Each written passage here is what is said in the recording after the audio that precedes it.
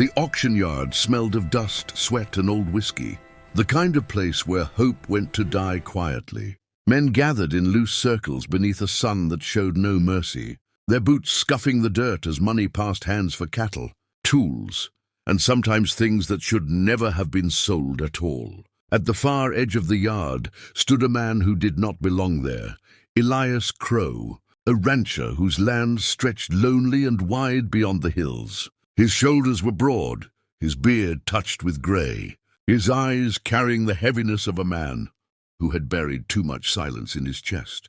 He had come for a mule. He stayed because of a soundless cry he never heard. She stood barefoot on a wooden crate, thin as winter, her dark hair tangled and falling into her face. A faded dress hung on her like it belonged to someone else. Her father, if he deserved the name, gripped her shoulder with fingers, stained yellow from drink, his breath sharp with rot and alcohol.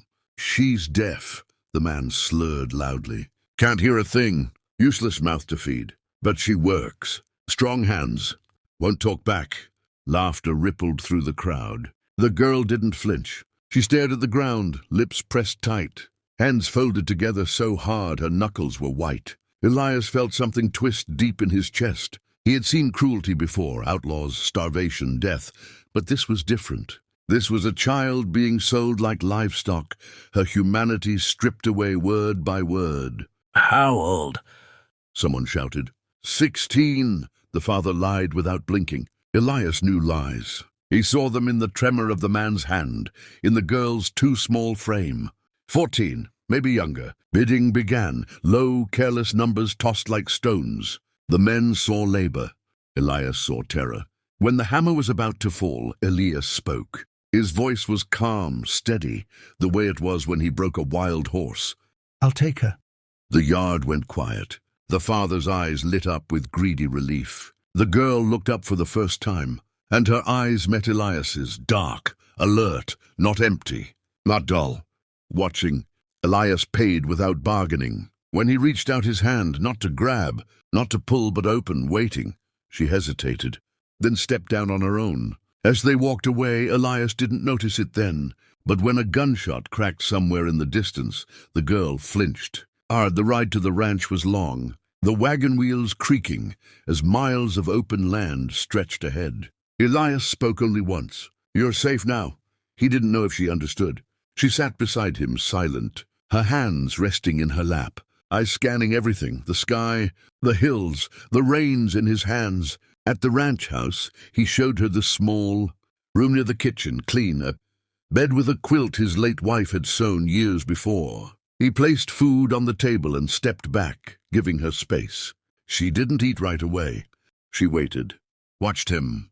When he left the room, she ate quickly, nervously, as if afraid the food might disappear if she didn't hurry. Elias noticed the plate empty later and felt a quiet ache behind his ribs. Over the next days, he learned her name from a scrap of paper sewn into her dress, Mara.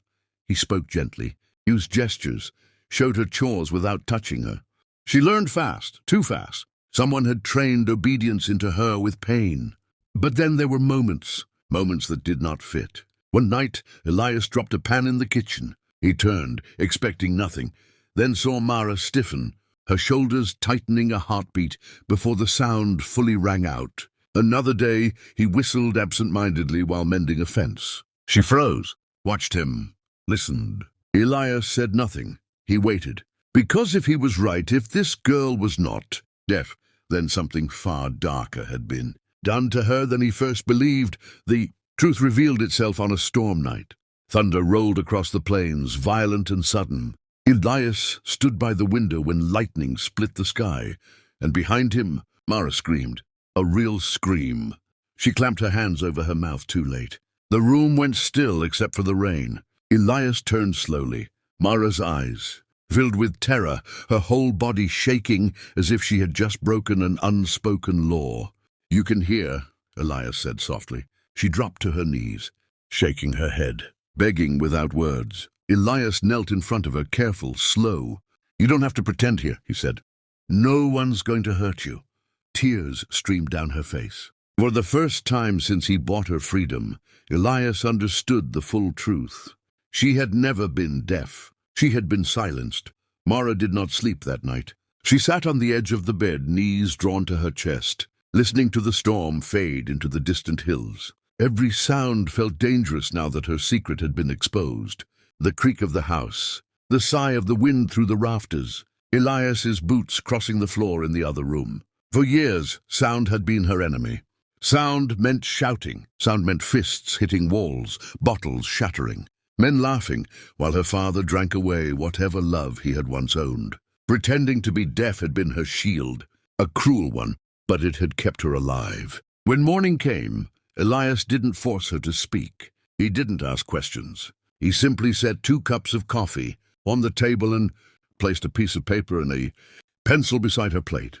"You don't owe me words," he said gently. "But if you want them, you have them here." Mara stared at the pencil for a long time. Her fingers trembled as she picked it up. Writing was easier than speaking. Speaking meant her voice could be taken away again.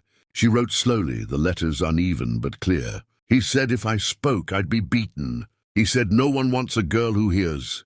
He said silence makes men kinder." Elias's jaw tightened. He turned his face away so she wouldn't see the anger burning in his eyes. He had dealt with violent men before, but the quiet cruelty of a father, breaking his own child, hollowed him in a way nothing else ever had. "You're safe," Elias said again, firmer this time, "and you will never be sold again." That was when Mara finally spoke. Her voice was small, hoarse from years of disuse. "I thought you would send me back." Elias shook his head. "No." The single word carried something heavier than promises. It carried truth. The ranch began to change after that. Not the land had always known patience, but the house. Laughter, hesitant at first, found its way into the rooms. Mara learned that sound did not always mean danger. She learned the difference between thunder and laughter, between raised voices and raised concern. Elias taught her names for things she had only known by sight: the whistle of wind through tall grass, the low comfort of a fire settling at night, the quiet rhythm of a horse's breath. But healing was never a straight path.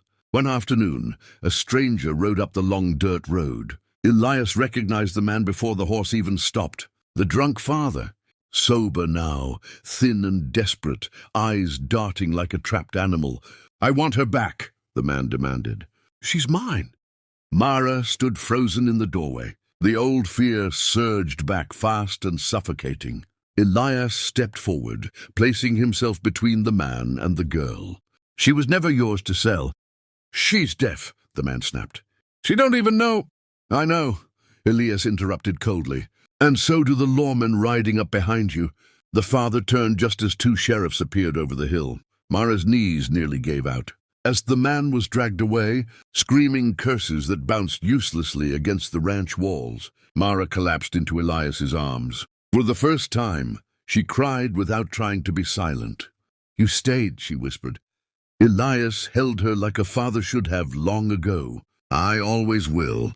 That night, Mara realized something deeper than safety. She had been chosen, not bought. Chosen. Years passed like soft seasons. Mara grew into herself. Her voice grew stronger, her laughter louder. She learned to read aloud by the fire, her words stumbling at first, then flowing. Elias listened to every sentence like it was a gift he never expected to receive. The ranch no longer felt lonely. One evening, as the sun dipped low and painted the fields gold, Mara stood beside Elias on the porch. "You saved me," she said quietly. Elias shook his head. "You saved yourself." "I just gave you a place to land." She smiled, a real smile, unafraid. "I heard everything from the first day," she admitted. "Your voice, your kindness, even when I pretended not to." Elias swallowed hard. That was when he realized the final truth. She hadn't survived because she was silent. She survived because she listened. And when she finally chose to speak, she chose him. Not as a savior, not as a buyer, but as family, as home. The wind carried her laughter across the fields. And for the first time in his life, Elias Crow knew loneliness does not end when someone is bought. It ends when someone is heard.